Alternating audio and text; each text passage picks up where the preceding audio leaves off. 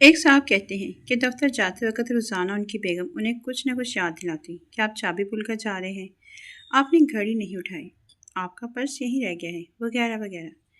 کہتے ہیں کہ بڑی شرمندگی محسوس کرتا تھا۔ ایسے لگتا تھا جیسے میری بیوی مجھے عقل سے پیدا سمجھ کر یہ چیزیں یاد دلاتی ہے۔ ایک رات سونے سے پہلے میں نے اپنے ساتھ لے جانے والی ہر چیز کی لسٹ بنائی۔ صبح اٹھ کر لسٹ کی ایک ایک چیز کو نشان لگا کر جیب میں ڈالا اور کار میں جا کر ابھی بیٹھا ہی تھا کہ دروازے پر بیگم نمودار ہوئی اور ایک شان سے اپنے سر کو ہلاتے ہوئے مجھے تنزیہ نظروں سے دیکھا۔ میں نے بھی وہیں سے بیٹھے بیٹھے اسے کہہ دیا، بس بہت ہو گئی، آج کچھ نہیں بولا، ان سب گزشتہ یاد دہانیوں کا بہت شکریہ۔ بیگم بولی، چلو وہ تو ٹھیک ہے، لیکن اب واپس آ کر دوبارہ سے سو جاؤ کیونکہ آج اتوار ہے۔ No, no, no, no. میں نے سوچ لیا ہے کہ شادی کے بعد شوہر پر زیادہ بوجھ نہیں ڈالوں گی بلکہ اس کی مدد کروں گی۔ وہ کھانا بنائے گا، میں چپ کر کے کھا لوں گی، وہ کپڑے دھویا کرے گا اور میں واشنگ مشین آن کر دیا کروں گی، اور جب اس کا چائے کا موڈ ہوا تو وہ خود بنائے گا، اور جب میرا موڈ ہوا تو اسے بنوا لیا کروں گی، اور اگر کسی دن میں تھکا ہوا ہوگا تو اسے ریسٹ کرنے کا کہوں گی، برتن وہ اگلے دن دھو لیا کرے گا۔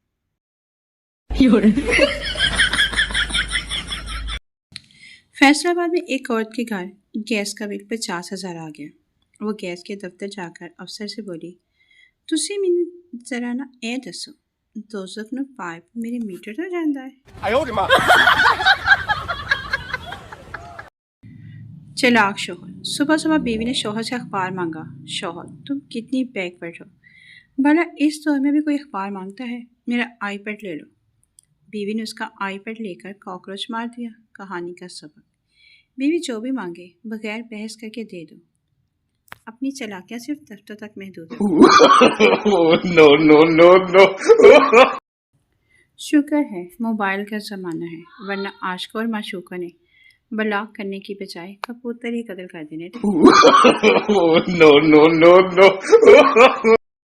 شادی کے دن ایک نئی نویلی دلہن نے ایک اٹیچی کیس کی طرف اشارہ کرتے ہوئے اپنے شوہر سے وعدہ لیا کہ وہ اس اٹیچی کیس کو کبھی نہیں کھولے گا۔ شوہر نے وعدہ کر لیا۔ شادی کے 50ویں سال بیوی جب بستر مرگ پر پڑ گئی تو خاوند اسے اٹیچی کیس یاد دلایا۔ بیوی بولی، اب یہ وقت ہے اس اٹیچی کیس کے راز کو افشا کرنے کا، آپ اس اٹیچی کیس کو کھولیں۔ خاوند نے اٹیچی کیس کو کھولا تو اس میں 2 گڑیاں اور 1,00,000 روپے تھے۔ خاوند کے پوچھنے پر بیوی بولی، میری ماں نے مجھے کامیاب شادی کا راز بتاتے ہوئے نصیحت کی تھی کہ غصہ پی جانا بہت ہی اچھا ہے۔ اس کا ماں نے مجھے طریقہ بتایا تھا کہ جب بھی اپنے خاوند کی کسی غلط بات پر غصہ آئے تو تم خاوند پر غصہ نکالنے کے بجائے ایک گڑیا سی لیا کرنا۔ تو مجھے جب بھی آپ کی کسی غلط بات پر غصہ آیا میں نے گڑیا سی لی۔ خاوند 2 گڑیاں دیکھ کر بہت خوش ہوا کہ اس نے اپنی بیوی کو کتنا خوش رکھا ہوا ہے، کیونکہ بیوی نے 50 سال کی کامیاب ازدواجی زندگی میں صرف 2 گڑیاں ہی بنائی تھیں۔ خاوند نے تجسس سے اٹیچی میں موجود 1,00,000 روپیوں کے بارے میں پوچھا تو بیوی بولی، یہ 1,00,000 روپے میں نے گڑیاں بیچ بیچ کر اکٹھے کیے ہیں۔ No, no, no, no. میرا جانا فیصل آباد ہوا تو ایک رکشے والے سے پوچھا، گھنٹہ گھر جانا ہے، کتنا کرایہ ہے؟ رکشے والا، 250 روپے۔ میں نے کہا، بھائی یہ تو گھنٹہ گھر کھڑا ہے۔ رکشے والا، ویرے دھیان سے کہیں ہاتھ ہی نہ لگ جائے۔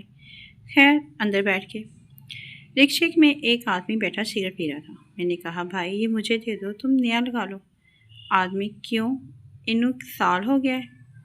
چپ چاپ میزبان کے گھر پہنچے، فریش ہونے کے لیے باتھ روم کی طرف گئے اور میزبان سے پوچھا، بھائی پانی گرم ہے؟ میزبان، تو ویرے انڈے ابالنے ہیں۔ جیسے تیسے وقت گزر گیا اور جب واپس جانے لگے تو سوچا ہسپتال ڈاکٹر کو ملتے جائیں گے۔ اتفاق سے پھر ایک رکشے والا ملا، اس سے پوچھا، بھائی ایلائٹ ہسپتال جانا ہے؟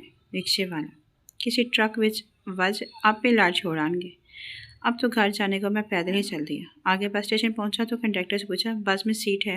کنڈکٹر، نہیں ویرے، اندر دریاں بچھائیاں نے۔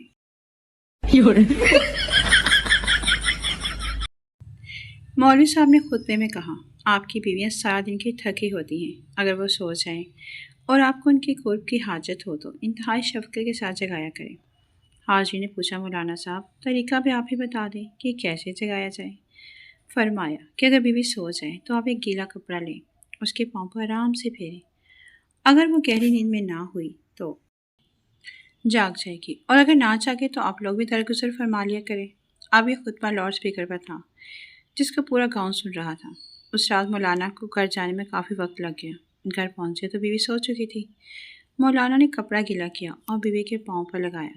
بیوی نے بند آنکھوں کے ساتھ رومانٹک موڈ میں کہا، حضرت خیر ہے، آج اتنے رومانٹک ہیں کہ دوسری بار جگانے آ گئے ہیں۔ مولانا نے چٹپٹا کر کہا، کیا مطلب؟ میں تو ابھی گھر پہنچا ہوں۔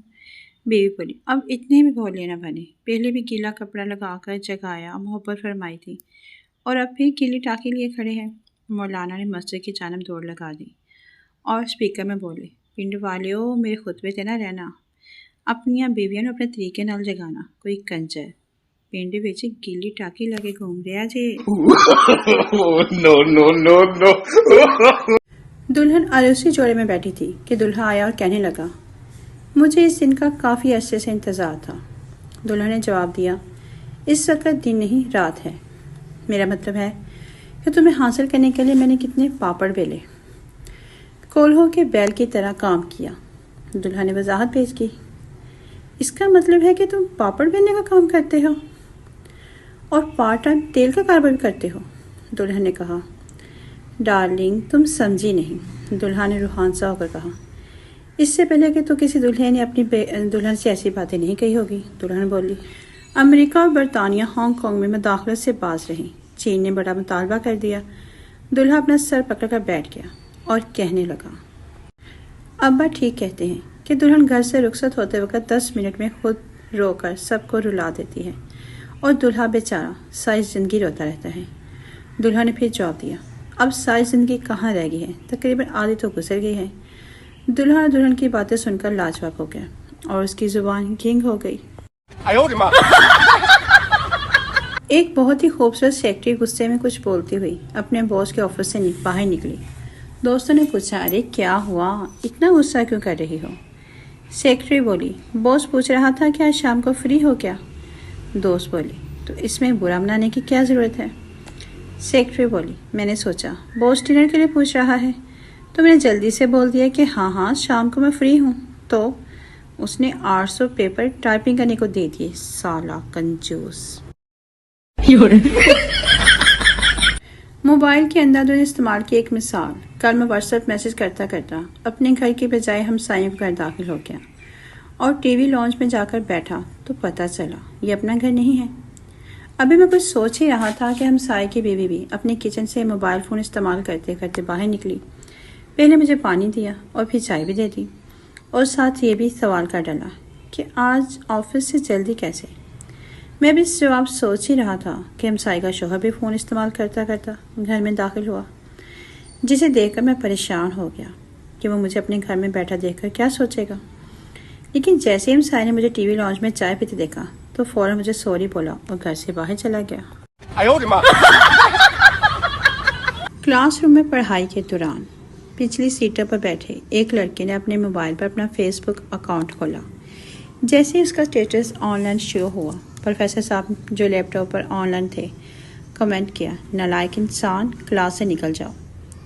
آفس میں بیٹھے پرنسپل نے پروفیسر کے کمنٹ کو لائک کر کے اس کی تائید کر دی۔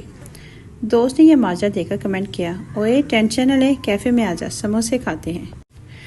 ماں نے گھر سے کمنٹ کیا، نکمے انسان، کلاس نہیں لینی تو سبزی لے کے گھر آ جا۔ باپ نے دفتر سے کمنٹ کیا، دیکھ لی اپنے لاڈلے کی حرکتیں، تمہارے پیار نے ہی اسے بگاڑا ہے۔ گرل فرینڈ نے کمنٹ کیا، دھوکے باز، تم نے تو کہا تھا کہ تم کالج نہیں گئے، ہسپتال میں ہو، دادی کی حالت بہت خراب ہے، آخری سٹیج پر ہے، اس لیے ملنے نہیں آ سکتا۔ اسی وقت دادی نے بھی کمنٹ کیا، اور بیڑا غرق ہو تیرا، کیوں دادی مارنے پہ تلا ہے۔